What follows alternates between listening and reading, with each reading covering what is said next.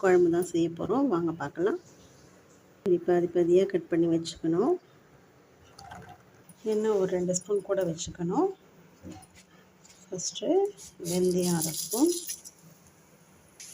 சீரகம், கடுகு, உளுத்தம்பருப்பு 2 ஸ்பூன், துவரம்பருப்பு 2 ஸ்பூன், அதோட பெருங்காயம்,